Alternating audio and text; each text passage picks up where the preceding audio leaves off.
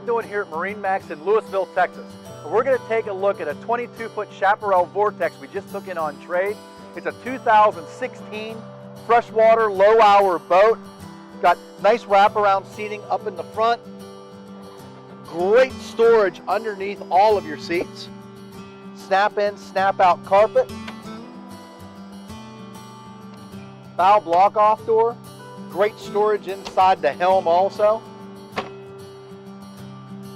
Storage on the other side as well for your covers and fenders. This does have the touchscreen dash on it. It's a twin 200 horsepower boat, so 400 total horsepower.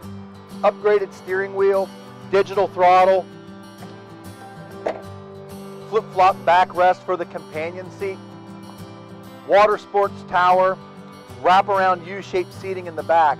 This one also had a custom audio system put in by the owner. It's a Wet Sounds audio system, so Wet Sounds Rev 8 speaker, Wet Sounds speakers throughout, as well as an amp and a Wet Sounds subwoofer.